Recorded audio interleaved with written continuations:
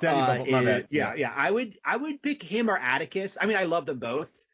So like I'm happy to include them both, but like, do we need a leader is what I'm trying to get at. Natty is a marksman, an excellent marksman and a tracker and hunter. Michonne is also, I believe, a pretty good tracker. If they're going out on missions, who would be more useful? Ooh. Oh, that's a great question. Yeah, I mean, I love Atticus, but he's not gonna be like. I don't want Atticus. There's nothing tough about him, right? But he's a expert marksman. Oh, he kills the dog.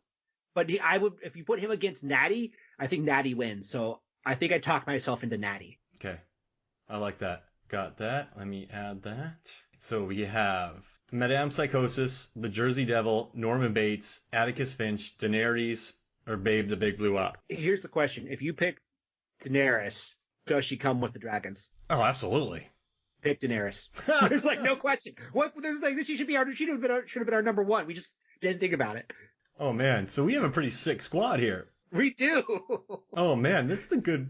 Oh man, I love it. And sorry about all the typing if you hear it. I'm just kind of typing everything in. I know it's not great for a pod here, but no, this is I love our squad. What a squad. Joe March. Oh yeah, that one makes me laugh. Hawkeye. Yeah. All right, so can we call him Hawkeye? Yeah, that's absolutely fine. So we got Bateman.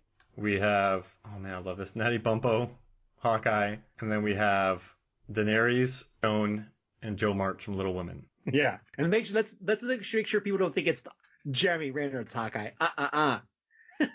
Let me check something real quick. I just want to make sure that George R.R. Martin is American novelist. Perfect. So we're set. Yeah. I'm bummed. Excellent. I'm bummed about Madame Psychosis not making it, but I like our team much better. I think this is a good squad. I mean, who would you swap out? Nobody. You would want to drop? Yeah, there you go. It's one of those where I'm bummed out, but I don't know. So, any final thoughts you think about this movie? I have a final thought about our list. Yeah. I'm pretty sure that Natty would hook up with Daenerys, and that would be the entire book. It'd be a will they, won't they thing going on there, because she knows she likes powerful men. Yeah. Bateman would just annoy her. Yeah. Joe Marsh would be like Littlefinger. Oh, I love it. Michonne. Yeah. Michonne just she does more than carry out orders. She's smart. She could be a leader. Well, yeah. I mean, I in the TV show she is a leader, but I haven't got that far in the comic book, so I don't know. Bateman, no. He would try to, just like the whole toxicity of it all. But yeah, I mean, he ain't there to cause trouble. Like, he's the antagonist. Oh, I love it. I love our gang. Yeah. So getting back to why we're actually here, we're talking about League of Extraordinary Gentlemen. I think I would say that I found this film entertaining but difficult to talk about because there wasn't a lot of theme to it. Like the movie sets itself up as saying we're going to be talking about technology and change, but it doesn't quite do that. They attempt to do that with Sean Connery, but it doesn't really blend through the entire film. That being said, it's a good popcorn flick if you want to put it on the background. You want to spend 2 hours just watching things like blow up and like weird situations. Yeah, it's fine. Like it's. I'm glad we did it. I'm not going to rush out and watch this 4 more times. I'll probably watch it again in another 10 years. I'm glad it's in my Blu-ray collection. Mm-hmm. I understand it, and for me, I like knowing what happened with this movie. I really do, and I like understanding these movies, and I find the behind-the-scenes story to be very interesting. I like the idea.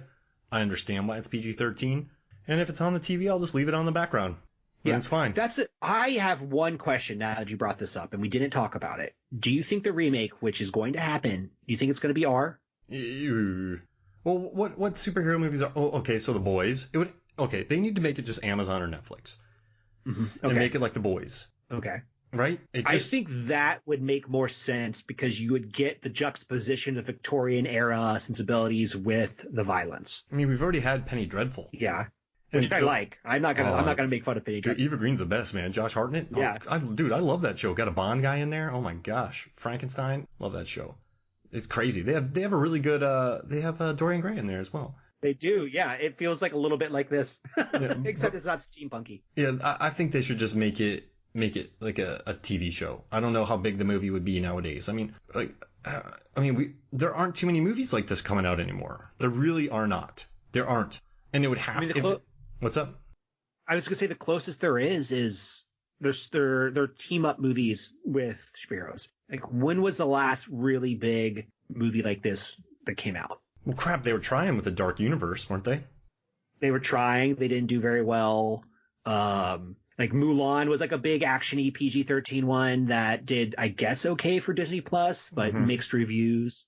Better reviews than this, I would say. Even though that movie, I think that movie's almost unwatchable. What, Mulan? Yeah, it's not so it's gorgeous. I'll just throw it out of the way. It is a gorgeous looking movie, but it makes very little sense and it's very hard to follow. I mean, I don't know. You can't do it. You'd have to build up to it. You really would, because this IP isn't that well known. It's popular, but it's not that well known. So I think make a TV show, have them team up against something, make it, and then have a revolving cast. Kill off some of them, bring in more. Like just do that, and that's the TV show I want to watch. That's a TV show I would watch. Yeah, I mean the idea that they had this and they use Alan Quartermain instead of Sherlock Holmes is crazy. But you know what I mean? Like he's a household name. Yeah. But there might have been like copyright stuff happening there. Like who knows? Yeah, it just at the end of the day, it had too many. There's too many like people in the kitchen, too many chefs in the kitchen. It got lost in what it was supposed to be, and this is what we have.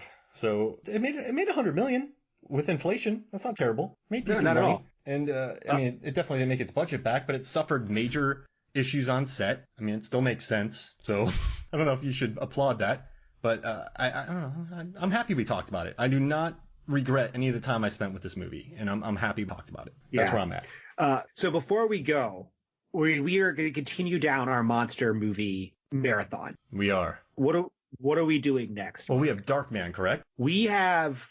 Well, we're doing. You and I believe Megan are doing. Oh yeah. Witches. Yeah. Oh no, we're doing The Craft. Oh, the Craft. Oh, that's coming out before this. Oh, so we can just cut all that. Yeah, that's fine. No, go back and listen to the Craft episode. I have a weird release schedule, everybody. Yes, but we're doing Darkman, which I think is going to be our final movie before we take in the series that we have been teasing for months now. Months. Underworld, the entire franchise. That's 5 movies? Yes, and I have the Blu-ray box set looking right at me.